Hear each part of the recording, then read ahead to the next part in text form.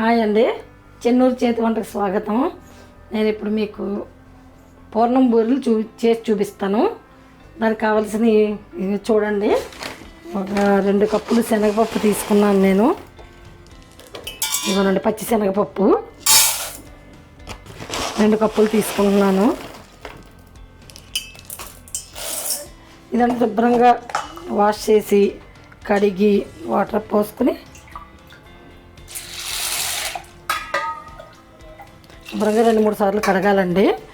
అదే కప్పుతో 2 కప్పులు రైస్ తీసుకున్నానండి. పైన తోప పెట్టాలి కదా, 2 కప్పులు బియ్యం తీసుకున్నాను.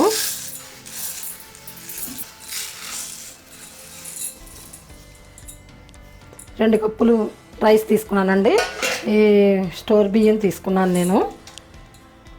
ఇవి కూడా నానబెట్టాలండి, కడిగి ఒక 5-6 గంటలు నానబెట్టాలి. ఇవన్నీ మినప్పప్పు కూడా తీసుకున్నాను. ఇవ్వనండి 2 కప్పులు తీసుకున్నాను. ఇది కూడా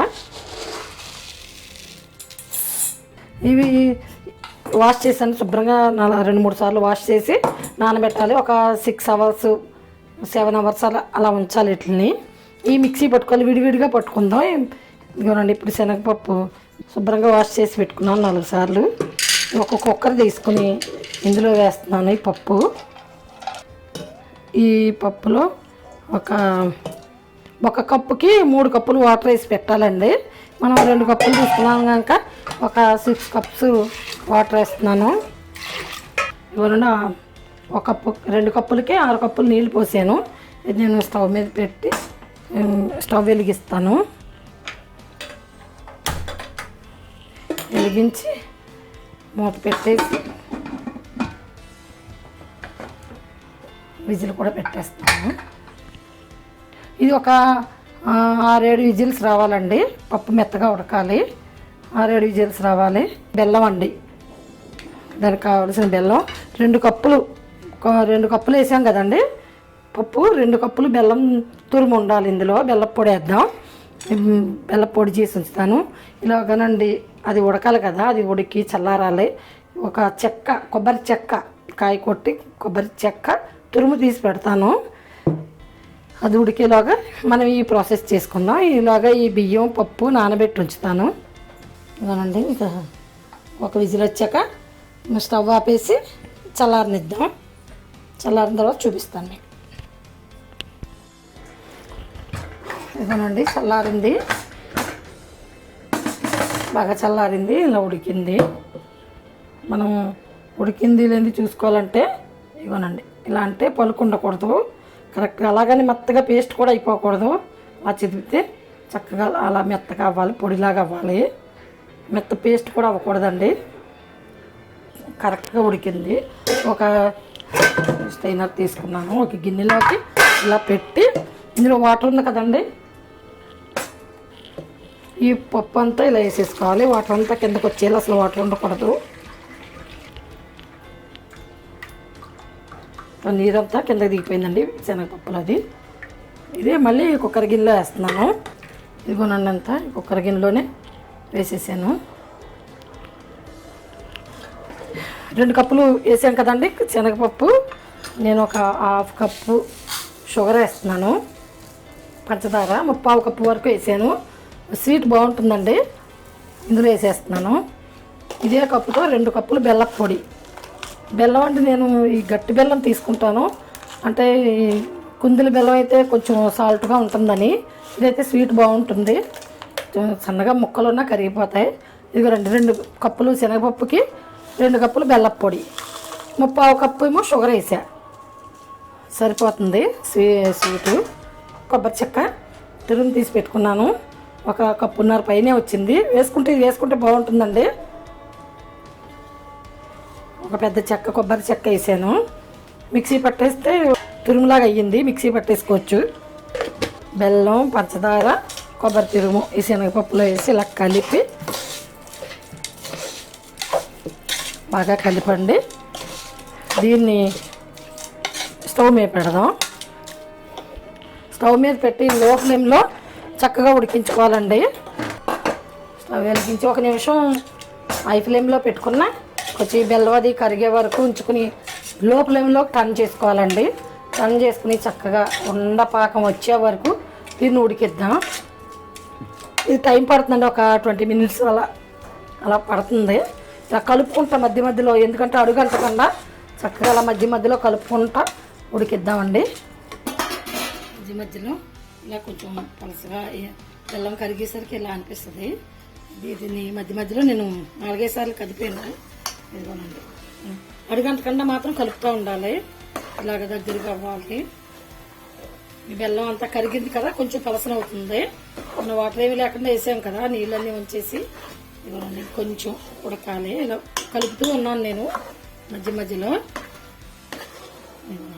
కొంచెం ఇలాగా ఉండలాగా అయితే సరిపోతుంది. ఇంకొక 5 నిమిషాలు ఉడికితే సరిపోతుందండి. ఇది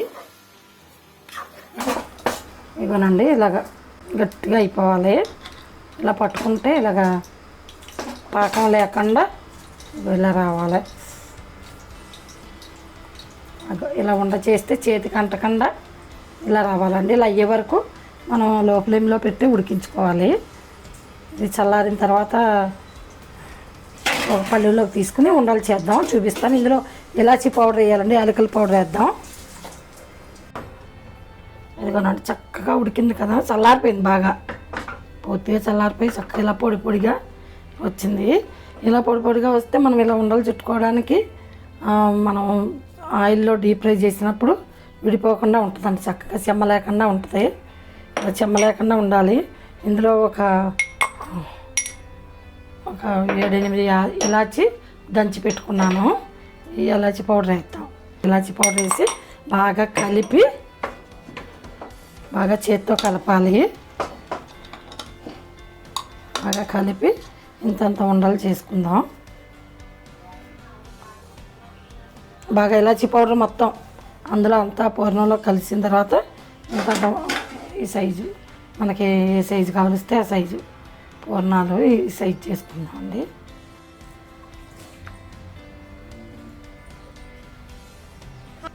రెండు బియ్యం, మినపప్పు చక్కగా 4 సార్లు మళ్ళీ వాష్ చేసి పెట్టుకున్నాను. అంటే నేను సాయంకాలం నానబెట్టానండి. ఇప్పుడు ఉదయం అది కూడా పూర్ణం కూడా రెడీ చేసి పెట్టి చల్లారిపోయింది కదా. ఇవ్వనండి, ఇప్పుడు నేను మిక్సీ పడతా. మిక్సీ ఎలాగంటే ఇడ్లీ పిండిలాగా పట్టుకోవాలండి, మరి దోశ పిండిలాగా పలచగా కాదు, విడివిడిగా పట్టుకోవాలి. విడివిడిగా పట్టుకుని కలపాలి. రైసు వేరేగా మిక్సీ పట్టాలి, మినప్పిండి వేరేగా మిక్సీ పట్టాలి.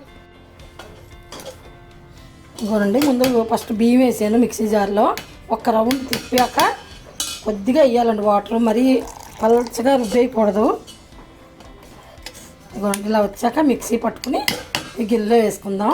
అలాగే మినప్పప్పు కూడా ఇడ్లీ పిండిలాగే గట్టిగా రుబ్బుకొని ఉండాలి.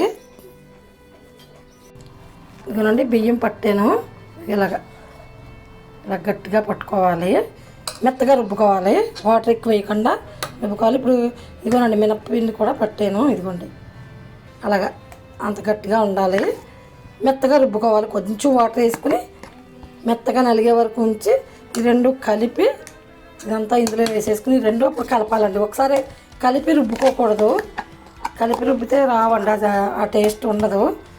ఈ పిండి అంతా, ఈ మినప్పిండి అంతా ఇందులో వేసేసి దీనికి సరిపడా సాల్ట్ వేసి, ఈ పిండికి సరిపడా సాల్ట్ వేసుకోవాలి. వేసి బాగా కలిపి ఒక 10 నిమిషాలు పక్కన పెడదాం. బాగా కలిపి ఈ సాల్ట్, ఈ మినప్పిండి అంతా కలిసేలాగా ఉంది, మొత్తం పక్కన పెడదాం. బాగా కలిపేసి పక్కన పెడదాం. ఇప్పుడు ఒక బాండిలో తీసుకుని స్టవ్ మీద పెట్టి స్టవ్ వెలిగిద్దాం. వెలిగించి ఇది వేడెక్కాక ఆయిల్ పోద్దామండి. ఇవ్వనండి, బాండ్లీ వేడెక్కింది. డీప్ ఫ్రైకి సరిపడా ఆయిల్ పోద్దాం. ఆయిల్ కొంచెం ఎక్కువే పోసుకోవాలండి, ఎందుకంటే ములగాలి. ఆ పూర్ణం ఉండ ములిగితేనే బాగుంటుందండి. కొంచెం అది ములిగేలాగా లోతుగా ఉన్న తీసుకోవచ్చు. అదిగోనండి, అలా ములిగేలాగా ఆయిల్ పోసుకుని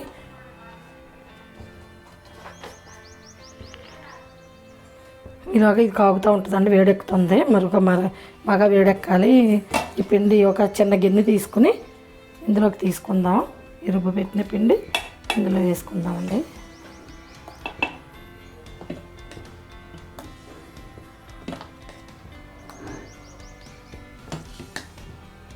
ఆ ఉండ ములిగేలాగా తీసుకోవాలి పిండి కూడా. తీసి పెట్టుకుని ఇందులోని కొంచెం ఆయిల్ వేద్దామండి. కొద్దిగా ఒక స్పూను నూనె వేద్దాం. నూనె వేసి చేతితో కలుపుకోవాలండి. ఇది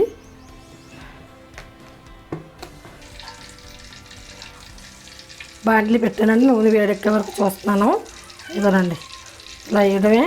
మనకి నూనె కాగినట్టు వచ్చింది అనుకోండి, అది మనకి బాగా ఫ్రై అవుతాయి. అయితే ములిగే వరకు వేయాలండి ఆయిల్. ఎక్కువ ఆయిల్ పడుతుంది దీనికి. కాగింది నూనె, మరీ మాడిపోనివ్వకూడదండి. మీకు చూపిస్తాను. ఇవ్వనండి, పూర్ణాలు ఇలా వేసుకోవాలి. ఇలా పట్టుకుని ఈ పిండి ములిగేలాగా వేసుకుని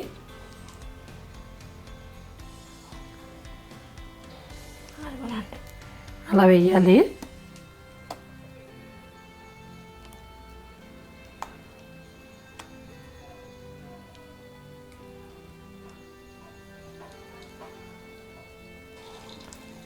లోపల పూర్ణం బయటకు వస్తే ఆ నూనె అంతా గసలాగా అయిపోద్దండి. రాకుండా జాగ్రత్తగా వేసుకోవాలి వేసుకునేటప్పుడు. పూర్ణం బయటకు కనపడించకుండా వేస్తే, లేకపోతే ఇలా బయటకు వచ్చేసండి లోపల ఈ బెల్ల పూర్ణం అంతా నూనె అంతా నల్లగా అయిపోతుంది. కనవాటికి కూడా అంటేసుకుంటుందండి. ఏమన్నా ఒక్కటి బయటికి వదిలేసిన కనవ పైన అంటుకుపోతుంది, నీట్గా అనిపించదు మనకి. ఇప్పుడు స్లోగా ఒక చిన్న గరిటె తీసుకుని స్లోగా ఒక్కొక్కటి ఇలా తిరిగేద్దామండి. అది కదండి, ఫస్ట్ వేసినవి ఉన్నాయి కదా, ఫస్ట్ వేసినవి ఒకదానికొకటి అంటకుండా చక్కగా స్లోగా తిరగబెడదాం. ఈ గోల్డెన్ బ్రౌన్ వచ్చే వరకు వేగిద్దామండి. ఇలా ఒకదానికొకటి అతికినట్టు ఉంటాయి. అలా స్లోగా కదిపితే దేనికి అది సపరేట్ అవుతాయి. ఇవన్నీ చక్కగా కలర్ వస్తుంది. కొంచెం కలర్ వస్తే తీసేయచ్చు, కొద్ది మారితే. అదిగోనండి వేగిని ఇంకా తీసేయచ్చు. ఇవనండి చక్కనే గోల్డెన్ బ్రౌన్ కలర్ వచ్చినాయి.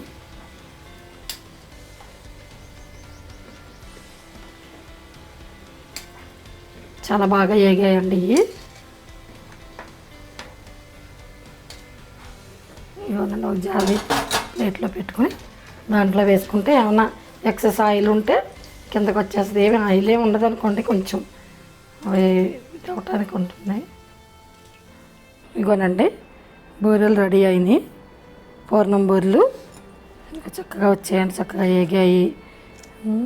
ఇగోనండి మనం ప్లేట్లో పెట్టుకున్నప్పుడు ఇలా పెట్టుకుని సర్వ్ చేసుకుని ఇందులో నెయ్యి వేసుకుని